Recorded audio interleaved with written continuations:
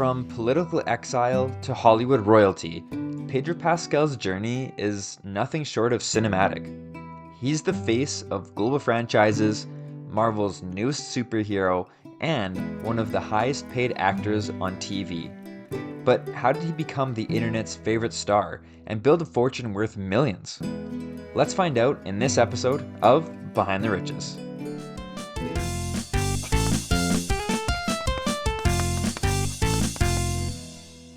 Pedro Pascal was born April 2nd, 1975 in Santiago, Chile, during a time of political chaos. His family fled the dictatorship when Pedro was just 9 months old. They lived briefly in Denmark before settling down in the United States. Growing up, Pedro loved acting, but success didn't come easy.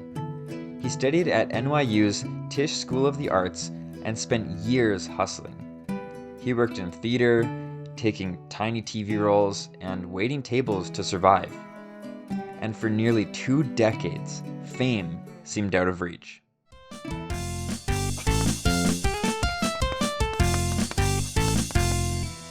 In 2014, his persistence paid off and everything changed. Pedro landed the role of Oberyn Martell, the charismatic Red Viper in HBO's Game of Thrones. This is actually where I first saw him on TV.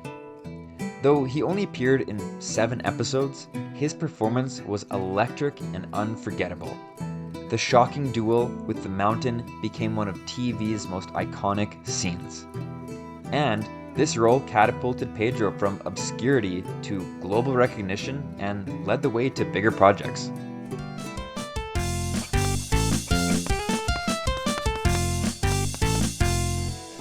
After Game of Thrones, Pedro starred as DEA agent Javier Peña in Netflix's Narcos, cementing his reputation as a leading man. Then came Din Djarin in The Mandalorian. Even behind a helmet, his voice and presence carried the show. The Star Wars series became a cultural phenomenon, earning him critical acclaim, big cash, and millions of fans worldwide. In 2023, Pedro took on Joel Miller in HBO's The Last of Us, a role that showcased his emotional depth and solidified his status as one of TV's biggest stars.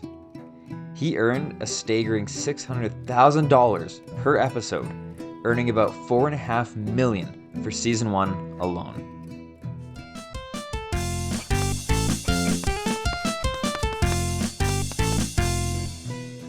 Beyond TV, Pedro starred in blockbuster films like Wonder Woman 1984, Gladiator 2, and now plays Reed Richards, aka Mr. Fantastic, in Marvel's newest Fantastic Four reboot.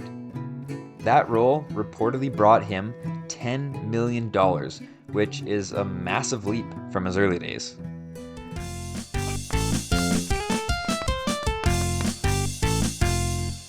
Pedro's fortune isn't just from acting.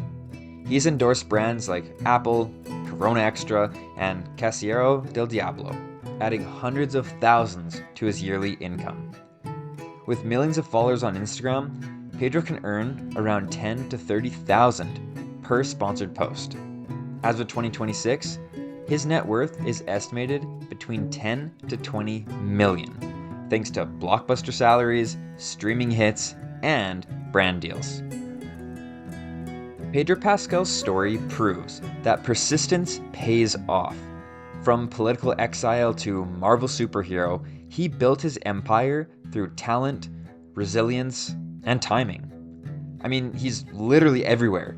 It's impossible to cover every single thing he's been in over the last decade, because he's in like everything. So what's your favorite role he's played? Personally, I liked him in The Last of Us and also Narcos. If you enjoyed this episode, don't forget to hit that subscribe button and turn on notifications.